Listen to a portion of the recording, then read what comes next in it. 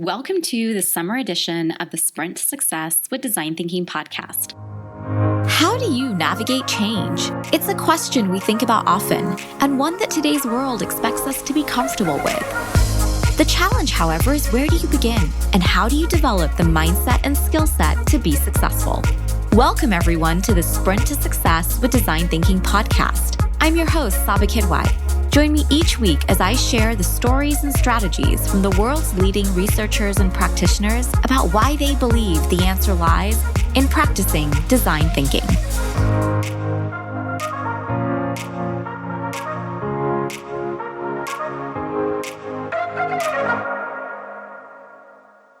For many years, I did not believe in mindfulness and meditation and journaling. And I was like, you go charge your crystals, write in your journal, do your woo-woo stuff. Like, I'm good. I don't need any of that.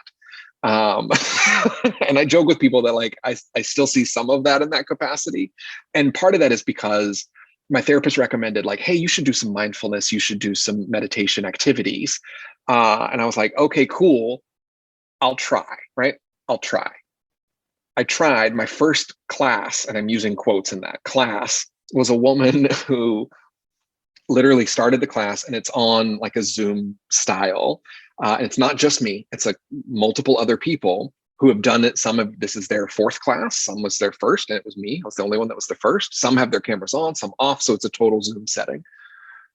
And her whole thing was, okay, everyone, right? With the calming voice. All right, everyone, I want us to go ahead and gently close your eyes and find your inner sunrise and bask in the warmth of that sunrise. And every now and then I'm going to, and then she pulls out a freaking gong and rings it like gong, right? Like rings it and then says, peace. And I'm like shaken every time that she rings this damn gong. And I am like in my head of meditation and mindfulness is stupid. And if this is what it, and like one woman is having a legitimate like breakdown or breakthrough, I couldn't tell. And I'm here sitting of like, I don't get it. And we did 3 15-minute sessions of that. Any mindfulness practitioner worth their weight will say like, if you're a beginner, try it for 1 15-minute session, not 3 15-minute sessions, almost back to back in the span of an hour. And so I continued, and this was, by the way, late November 2020 when I was doing this. I talked to my therapist. I was like, I can't go back to that class. I will try it again. I tried it one more time. I was like, I can't do this gong. I can't do the piece. I can't, like, my mind is too many different places. I then signed up for how to, be more engaged on and how to leverage media and do all this. Well, the first activity they did are all around mindfulness. And in my brain, I'm like, oh, great. I roll all the way through the back of your head. And what I realized is I've been in my own way for the better part of 30 plus. I mean, I'm 40 now. So for the better part of like actually identifying myself for 15, 20 years, like I've stopped myself. So if there's a practice that I would love for people to stop doing, it's to stop selling ourselves short. I would love for us to acknowledge that maybe in our current friend group, we're just not being supported the right way. Or maybe in our environments, we're not being supported the right way.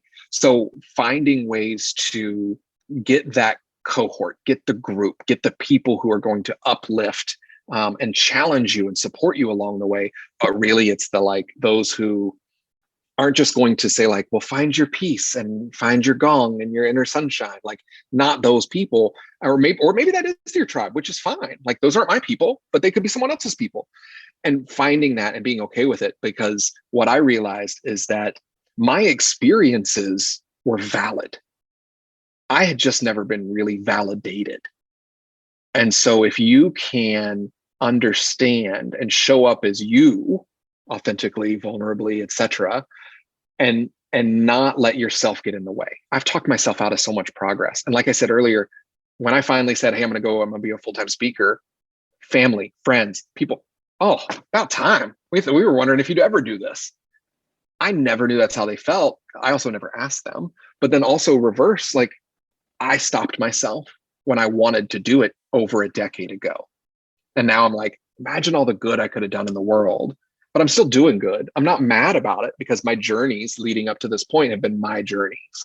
And so I would love for people to unlearn the negative self-talk or the comparison place that we find ourselves in social media wise, and really acknowledge that we're powerful beings that really can make a difference.